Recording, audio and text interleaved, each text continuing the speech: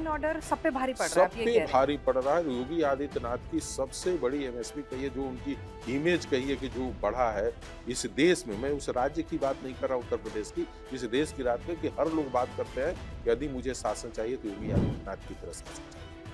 तो सर जैसे मतलब आप ये कहना चाह रहे हैं कि मतलब मुझे शिकायत हो सकती है अपनी जी। सरकार से कि भाई नौकरी नहीं है, हाँ, हो सकती है कि मेरा विधायक अच्छा नहीं है या करप्शन है, बट मेरे पे ये सारी चीज़ें भारी पड़ जाती हैं कि भाई देखो कम से कम यहाँ मैं शाम को सुरक्षित निकल सकती हूँ, कोई मुझे गलत केस में नहीं फंसा रहा, किसी की दबंगई नहीं चल रही, तो ये इन चीज़ों पे भारी पड़ रहा है। सीजेपी को लेकर हम लोग ने बहुत सारे विश्वविद्यालय में कर रहे थे, पिछले भी आपको मैंने बताया था, जिसमें से उत्तर प्रदेश का इलाहाबाद भी यूनिवर्सिटी था।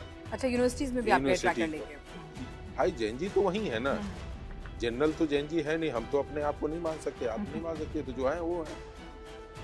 सारी बातें जब हम लोग करते थे वो अपना रिएक्शन सेंट्रल में दिखा देते थे। जब बात अच्छा। आती थी योगी आदित्यनाथ की, कहते नहीं अभी आज के डेट में योगी आदित्यनाथ की जरूरत है उत्तर प्रदेश। उत्तर प्रदेश को जरूरत है कि योगी आदित्यनाथ ऐसा मुख्यमंत्री चाहिए। जब हम लोग बोलते थे अखिलेश यादव का, तो फिर वही जाति वाली बात आती थी और वहां बिखराव हो जाता था। तो यानी कि अखिलेश का जो इमेज बना है वो जाति आधारित इमेज बना है, और उसी को फोकस कर कर वो सोचते हैं कि मैं चुनाव को जीतूं।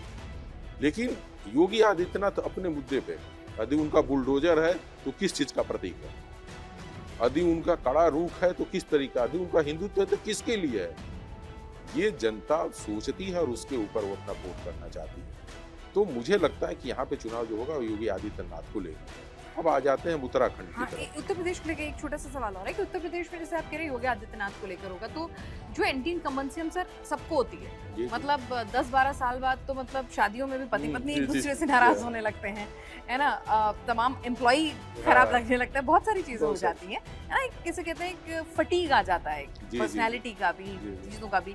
तो आपको कहीं भी ग्राउंड पे ऐसा नहीं लगा कि एक फटीग हो, एक उदासीनता, एक नेगेटिविटी?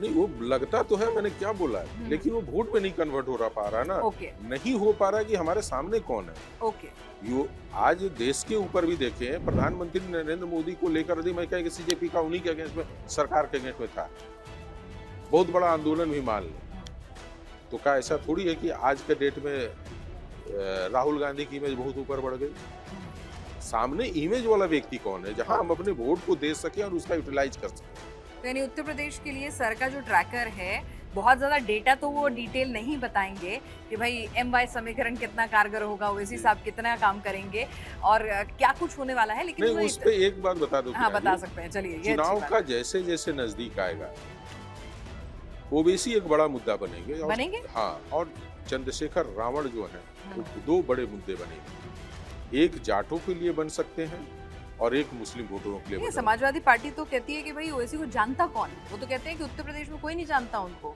सकते हैं। उत्तर प्रदेश का छोड़ दिया, बिहार में तो उन्होंने बता दिया ना कि मुझे जानने वाले लोग हैं, उन्होंने महाराष्ट्र में तो बता दिया ना कि मुझे जानने वाले लोग हैं, तो चिंता न करे अखिलेश जी, वो भी आ जाएगा।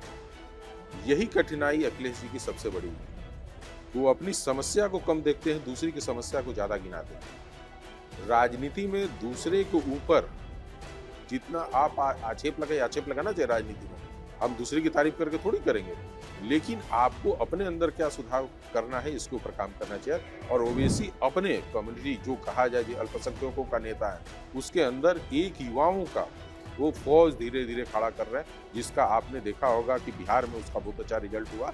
पुराने अपने आंकड़े को अच्छी तरीके से सुधारा, जबकि पिछले सारे लोग चले गए थे उनके।